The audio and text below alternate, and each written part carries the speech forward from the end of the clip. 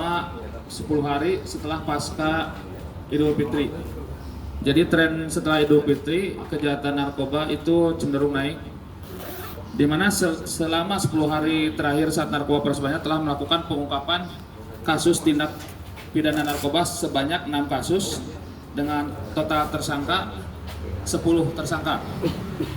Nah, kita melakukan penahanan sebanyak 4 orang, yaitu tersangka US, tersangka P, tersangka MU, tersangka FS. Itu dilakukan penahanan dengan berbagai kasus. Terus ada juga kita melakukan penyidikan terhadap anak, di mana keterlibatan anak tersebut juga melakukan pengedaran. Jadi ada 3 orang. Yang pertama anak RS, anak SNW, anak DR. Dari ketiga anak tersebut tidak dilakukan penahanan karena hasil dari itu sudah jadi tanggung jawab dari pihak Bapas. Terus kita juga melakukan RJ atau restorasi justice, yaitu di mana restorasi justice ditujukan kepada pengguna. Dilakukan TAT, di mana TAT adalah tim asesmen terpadu yang diselenggarakan oleh BNNK Ciamis. Itu dilakukan terhadap tersangka MNM, tersangka ASF, dan tersangka DR. Nah, itu dilakukan TAT, dilakukan rehabilitasi di BNNK Ciamis.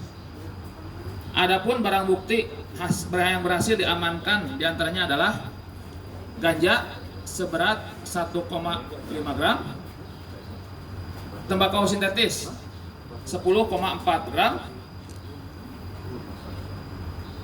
OKT obat keras tertentu berbagai jenis, ada trekpenidil, ada heximer, tramadol, dan WY sebanyak 5.354 butir.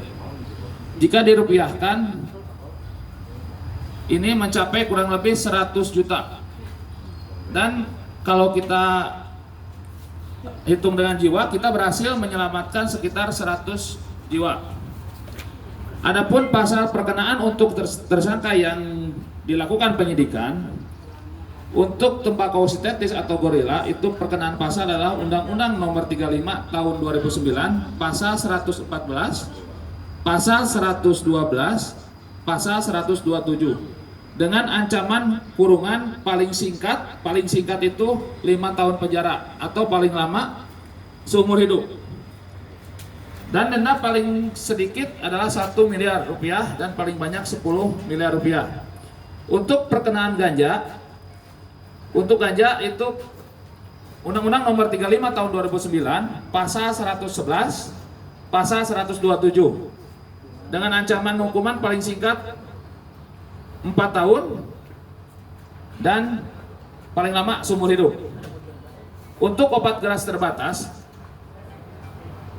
perkenaan undang-undangnya adalah Undang-Undang Nomor 17 Tahun 2023, yaitu Pasal 435 dan Junto 138, Junto Pasal 436 dengan ancaman hukuman maksimal 15 tahun penjara dan denda paling banyak 5 juta rupiah.